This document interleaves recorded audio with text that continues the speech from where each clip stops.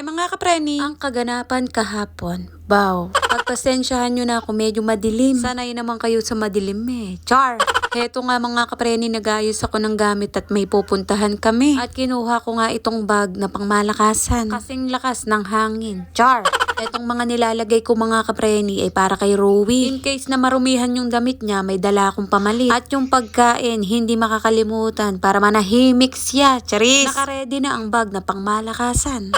Nagkulot nga ako ng buhok kapreni dahil wala lang, gusto kong magmaganda, ganarn. Sabi ng asawa ko nung nakita ko kapreni, ba't nagpapaganda ka? Teka, gumanda ba ang misis mo? Ay bagay daw sa akin ang ganitong buhok. Ay talaga naman oo. Buhok pa lang kapreni, 1 oras ako nag-aayos. Basta alam ng bata na nakagaya kami, abay gusto niya, umalis kagad kami. Hinihintay namin yung sasakyan at makikisabay lang kami. At dahil makikisabay nga lang kami ang naghintay sa kanila. Mahirap yung kami na nga lang ang makikisabay, sila pa ang naghintay, Hanes. Antare ng lola, oh. Nabasalan na ni nanay ang t-shirt na pinatatakan ko. Pare-pareha sana kami ng t-shirt na suot nila nanay, nagbago ang isip ko. Oh, kumakaway ang bata, pabaliktad ang kamay niya. Hindi ko agad sinabi sa inyo na birthday yan ang pupuntahan namin. Birthday at binyag ng pamangkin ko sa pinsan. Kapag sinabi ko kagad birthday yan, baka hindi kayo manood. Ay talaga naman, oo.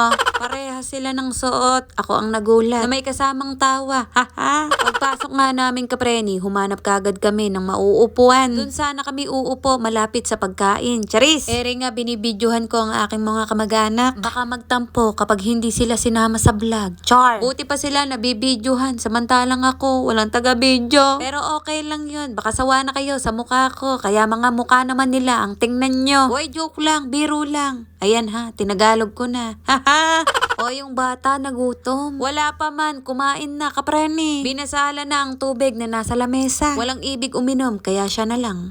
Tapos may photo booth kapreni, kaya kami ay magpapapicture. At yung bata gusto isuot to, de ayan, pinasuot ko. Tanggalin na natin nang makita ang mukha mo. Maayos naman ang mga mukha namin, nakala nyo lang hindi. Ere nga mga kapreni, meron palang paganito at late na akong nakakuha. Buti na lang, nakaabot pa. Akala ko naman to ay milk tea, coffee pala. Busy ang bata doon habang nakapila ang kanyang ina. Pumila pa ako rin ni kapreni, ubus na pala yung coffee. Nuna pa kasi ang aurahan kaysa magtanong kung meron pa eh. Mamaya ko pa sana titikman to pagkatapos ko kumain ng kanin saka ulam. Natatakam na ako, saka nagugutom na rin. Isa-isa kong tinikman pero hindi ko inubos lahat. Alam mo yung salitang magtira ka para sa sarili mo? Sabi ko sa kanila, wala, hindi na ako nakaabot sa kopi. Kaya ayun, binigay na lang sa akin ng isa kong tita at hindi daw siya pwede nito. Bawal sa kanya, ganarn. Akala ko bukas pa sila magpapakita eh. Charis! Ang pinsan ko nga pala dyan, yung lalaki. Tapos ang napangasawa ng pinsan ko ay classmate ko nung 2nd year high school. Hanggang high school lang ako kapreni, huwag ka na magtanong. Chinismis ko na, napakaano nyo. Tapos nagpicture-picture muna kami. Pagkayari nun, pumila na kami para kumuha ng pagkain. Siya na muna daw ang titingin kay Rowie at kumuha na daw ako ng pagkain. O diba? Nahihiya akong lumapit kaya binidyoan ko na lang siya. Kilala niyo ba siya? Vlogger din siya, kagaya ko. Uy, Antoray! Heto't nakakuha na ako ng pagkain. Konti lang yan. Habang kumakain na kami lahat ay may pa-games na nga at nanalo pa ang kapreni nyo. Medyo nahiya pero tuwang-tuwa. Ay talaga naman oo. At kinantahan na ng happy birthday ang my birthday. Madaming bisita kapreni, umuwi na ang iba. Nabusog na daw kasi sila. Char! O siya, hanggang dito na lang ang video.